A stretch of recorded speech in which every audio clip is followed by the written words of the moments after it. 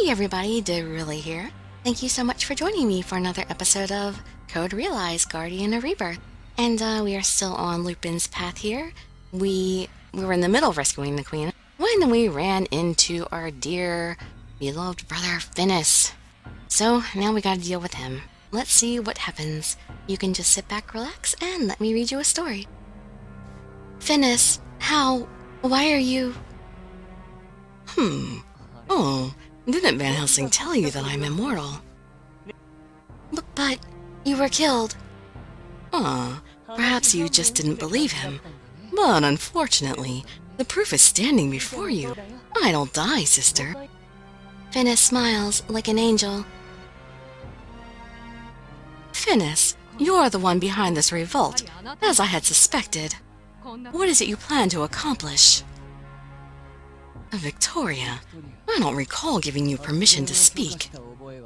Finis raises a hand slightly. In that instant... What? For a moment, I can't tell what happened. Victoria remains standing tall, but blood begins to flow from her leg, and her face grows tense. Okay, it was her leg. Your Majesty! Finis, why you... Will you be quiet? I have something important to discuss with my sister. Why don't you shut your mouth for a while, unless you wish to die? Stand back, Leonhardt. The boy is serious. Good call, Victoria. I'm a tad excited at the moment, being so close to carrying out my plan and all. It would be for the best if you refrain from getting me too worked up. From the perspective of our plan, even you, Victoria, are merely a pawn. Victoria simply narrows her eyes as she looks at Finis, as if attempting to measure the truth of his statement. Finis pays her no mind and turns his attention back to me. Sister, I didn't think I would be meeting you here, but this is a happy accident. Taking over London is only the first step in the plan, but meeting you on this night is a joyous occasion to be commemorated. No, perhaps this may have all been another part of Father's plans. Yes, it seems like a coincidence, but everything is proceeding according to Father's wishes. He truly is amazing. Finis speaks joyously, as if singing a song. Obviously, he doesn't care if any of us understand what he's talking about. His words only indicate that he is completely caught up in himself. This is the last time I will make this request, sister. It's not too late. Will you help me with Father's plan? What exactly is this plan you keep talking about? Ah, that's right. You don't know anything. Fine then, I'll tell you. The secret behind Code Realize. My artificial heart skips a beat when I hear Finis's words. Code Realize. These words that Father repeated to me time and time again while I was in the depths of my slumber. Code Realize is a plan for the creation of a new god for this world. Create a god? That's right. To have a new god guide the fate of humanity. That is what Father wanted. Have you ever thought about what drives the advancement of science? Finis suddenly changes the subject without answering my question. What? I'm flummoxed and simply stare back at him. It's simple. The answer is war. Technology and battle have always progressed side by side. Humanity armed itself with knowledge in order to defeat the other animals in the battle for survival. As their population grew, and there were fewer outside enemies, they began to fight amongst themselves. Do you know why that is, sister? It's something humans know instinctively. Battle is the key to their own advancement, the key to their very survival. As proof of this, humanity has shown significant advancement in every major conflict. When he realized, that is when Father began to think of a way for civilization to advance to an entirely new level. Finis smiles slightly. An eternal war, spanning all nations, overseen by an absolute power. That is the only way for all of humanity to approach the realm of God. I'm helping him with it, until the day that Father rises to rule above humanity with complete and utter control. Is Father really trying to accomplish something like this? That's ridiculous. The whole thing seems too grandiose and completely unrealistic. Yes, you think that at first. But the first step to advancement has always been some ridiculous dream. But Father has finally come this far in attempting to make his dream a reality. Now there is only one thing left to do. Sister, we need you to complete our final step. Finis moves a pace towards me. I feel an intense aversion to him and step back. In order for Father to be reborn as a supreme power, he needs my spirit vessel. And, sister, your heart. He needs the horologium. I raise my hands to my chest protectively. Father reborn, a vessel, and my heart. Is that the purpose he had me created for? Yes, you should feel honored. It's really the only reason we exist. We are monsters and dolls, just two separate parts that will give Father a new form. Finis's voice is filled with joy, and although he speaks in such a light-hearted manner, I feel as if the words themselves are steeped in despair. I was created as a spirit vessel for when Father is reborn. Sister, you are merely a biocatalyst to produce the horologium, which will be a source of immeasurable energy. Don't you understand, sister? We were given neither emotions nor souls. We have no emotions. The joy I feel from being with my friends, the happiness I get from being with Lupin, they aren't real.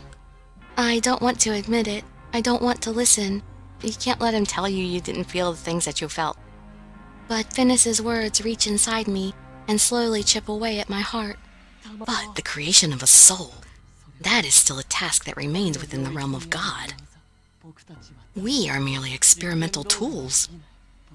We're just dolls, pretending to be human, pretending to be alive. Our memories and emotions are all superficial and false. Even the surprise and despair you're feeling now is fake. That's why, sister. He smiles.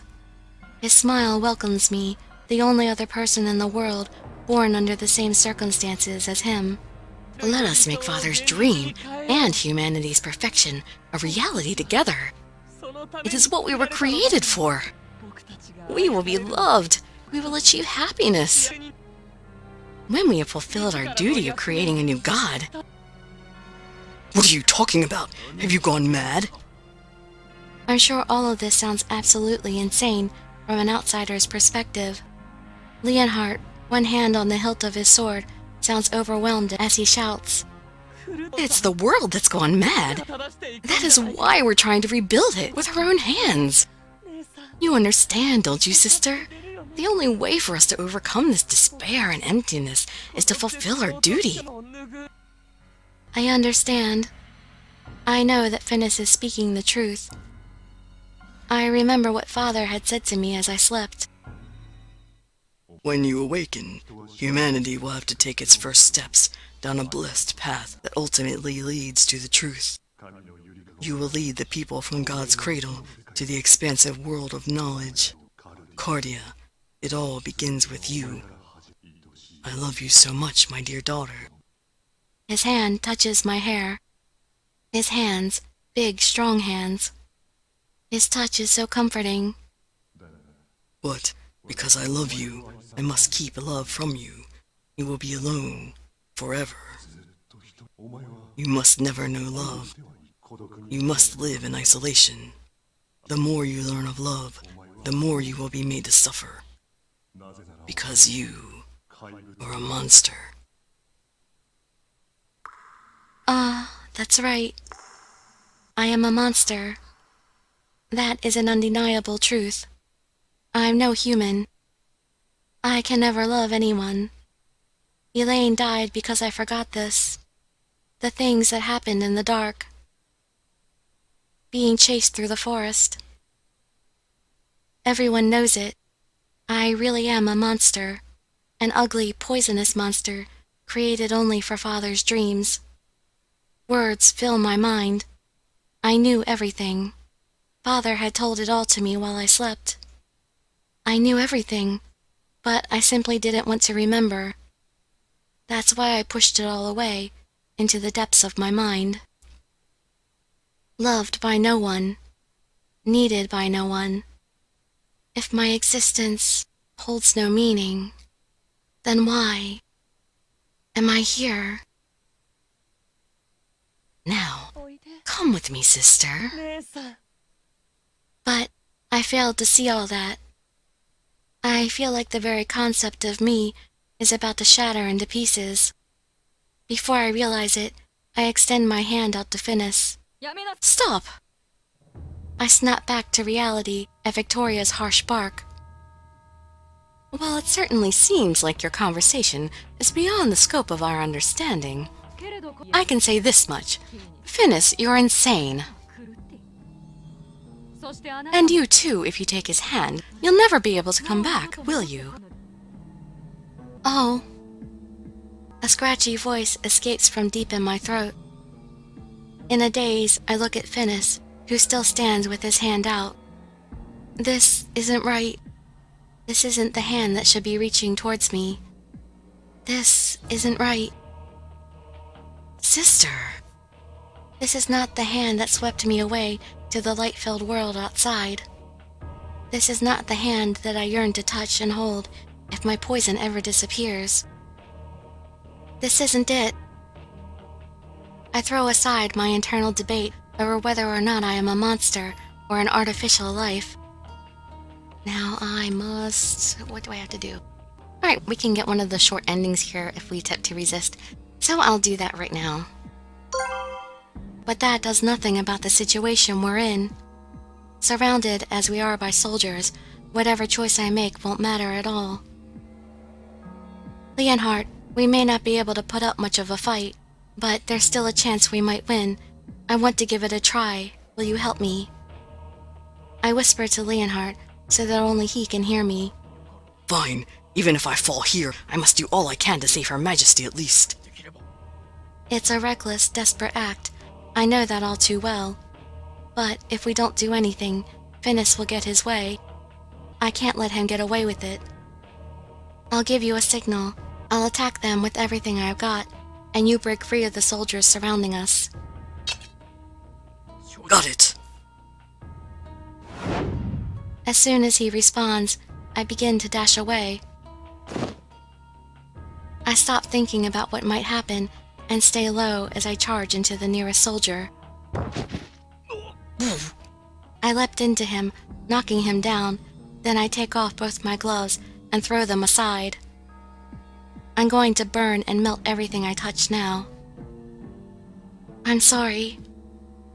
I gently press against the man's hand as he tries to raise his gun towards me. An intense smoke rises up, and the smell of burning flesh fills the air. All eyes are on us, eyes now filled with fear and shock. The man writhes on the ground, rolling over the gloves I'd thrown aside. But that's fine, I won't be needing them anymore. I'll probably never have the chance to take the hand of someone I love ever again.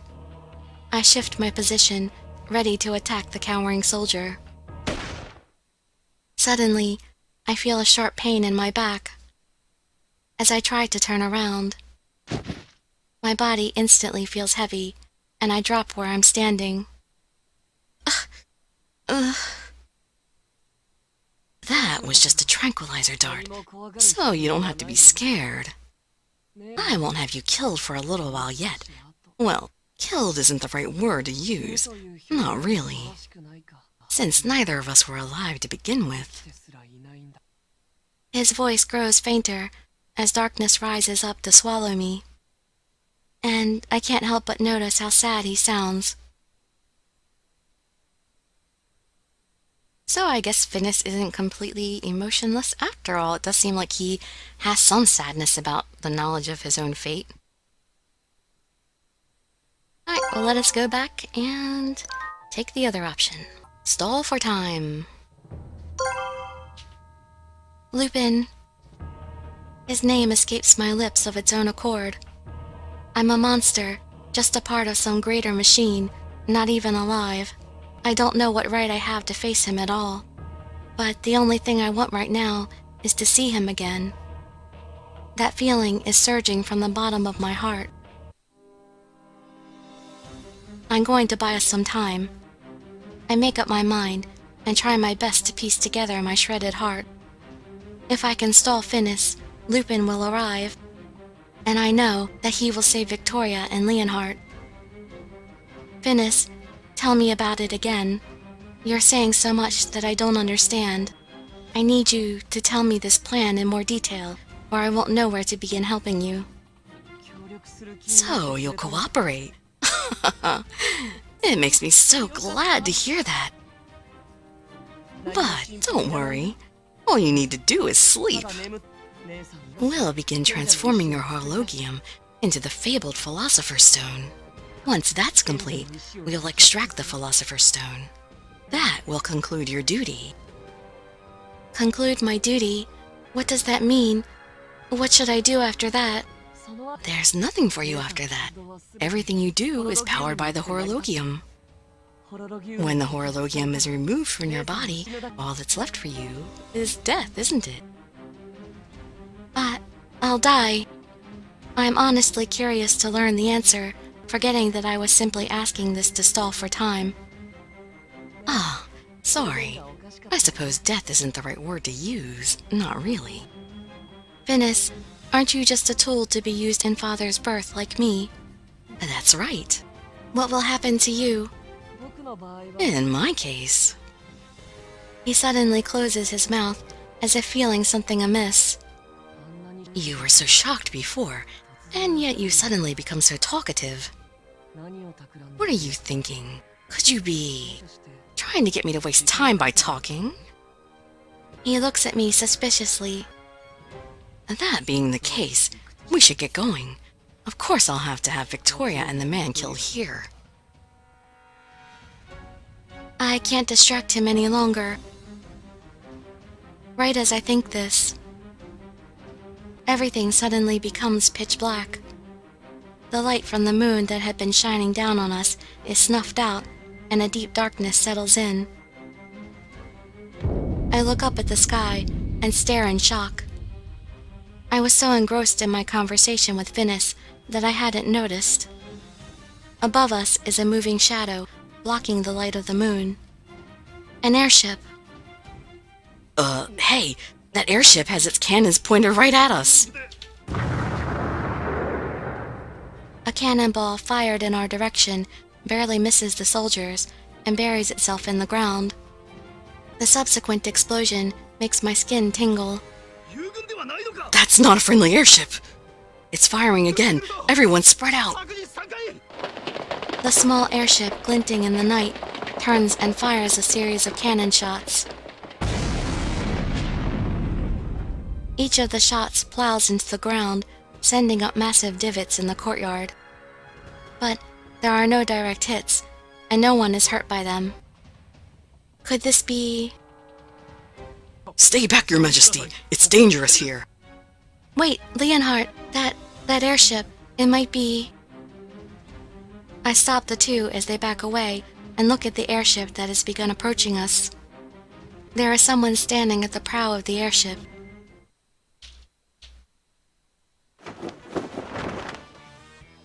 He's always like this. He shows up at just the perfect moment to sweep me off my feet.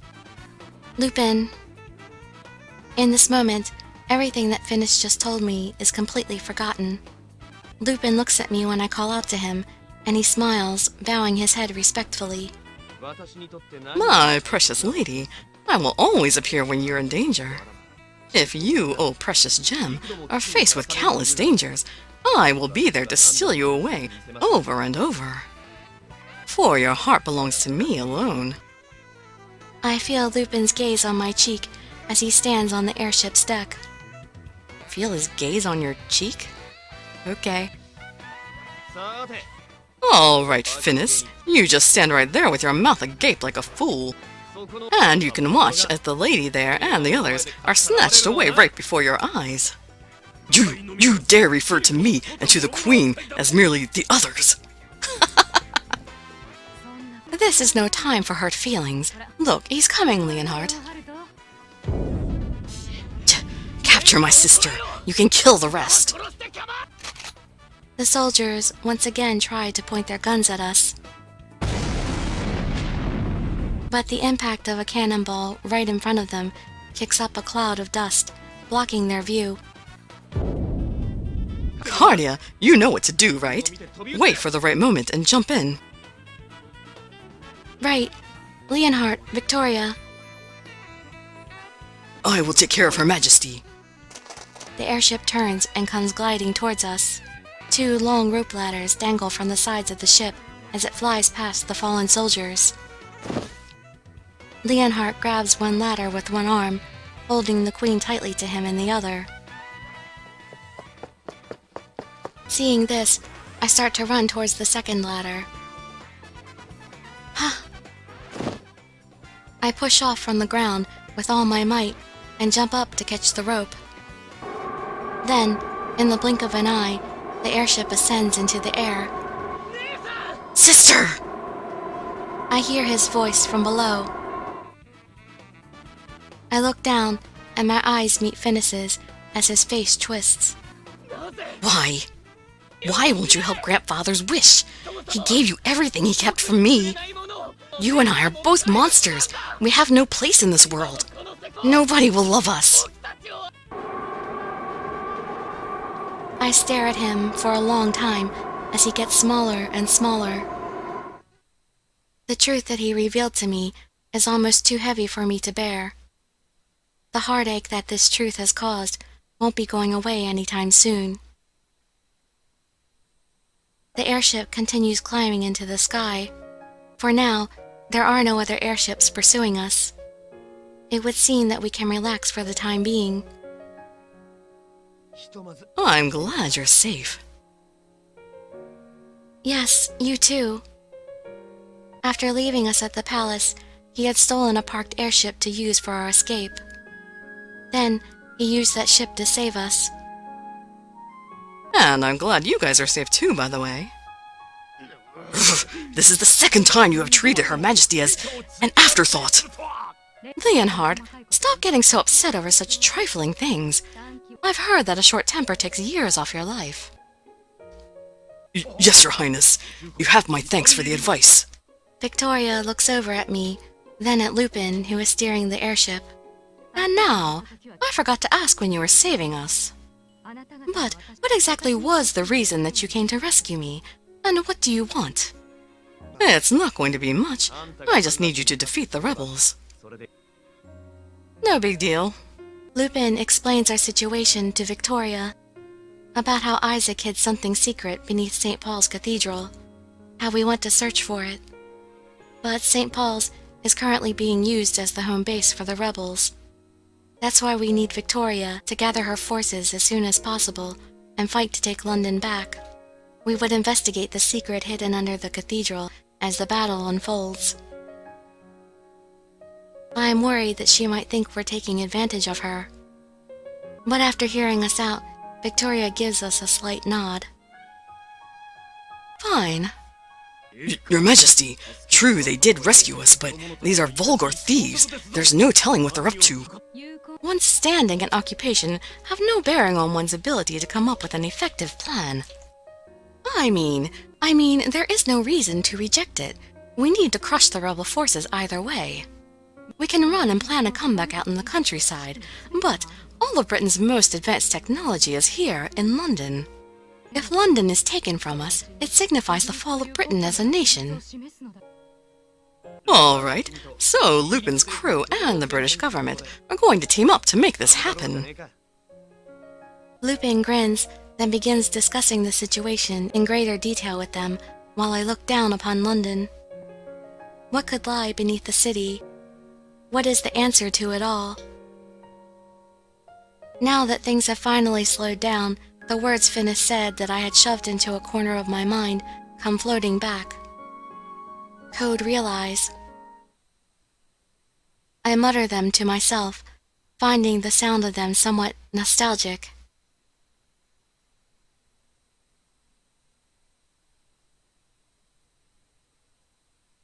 Chapter 11, A Hero.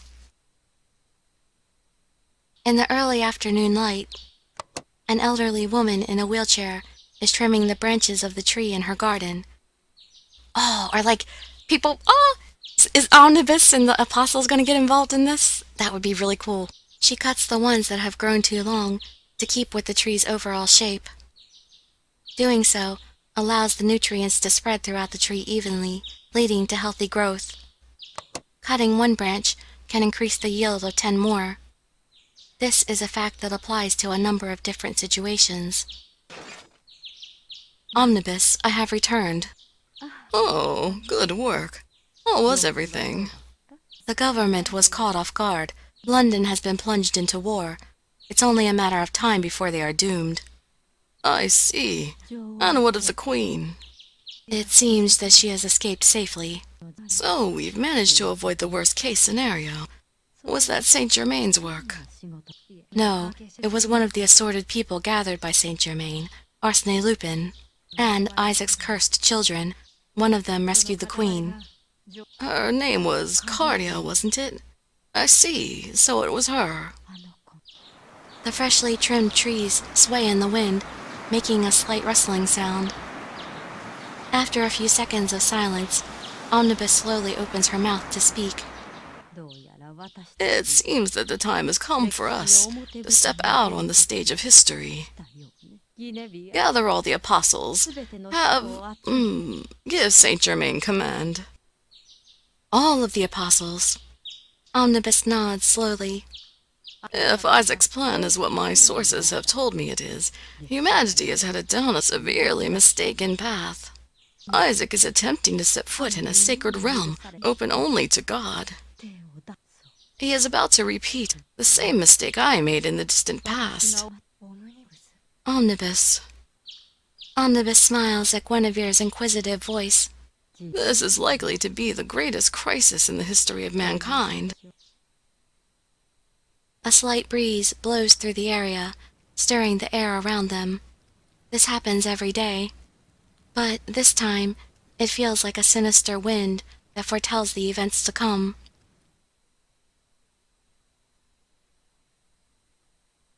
The view from the airship gets more and more vast as we fly through the night. Lupin is operating the airship. I sit next to him and look out into the sky. The airship is flying very high at the moment. The rebels may have their own airships above London looking for us. With this in mind, Lupin intends to keep us at a high altitude until just before daybreak. If Victoria is to gather her troops, it needs to be done within London. If the rebels take over the Steel City, there would be no way to strike at them from the outside. That's how impenetrable Steel London's defenses are. Lupin will bring the airship down as close to London as possible, then immediately take Victoria into the city. That's what he said. So, for a while now, we've been flying through the dark sky. The stars are shining, and the moon lights up the sky. There is a sea of clouds below us, glowing a pale blue. The beauty of the points of light shining in the sky is brought out all the more for being away from the city lights. The only sounds I can hear are those made by the ship. Okay, and right there we'll go ahead and end this video before we start getting too into any deeply involved plans. And I hope to see you in some of my other videos. I'd be so grateful for any likes, comments, subscriptions, or shares with your friends to show some support. Thank you so much for joining me, and I wish you all health, happiness, and safety. Dirili signing out. Bye-bye, everybody.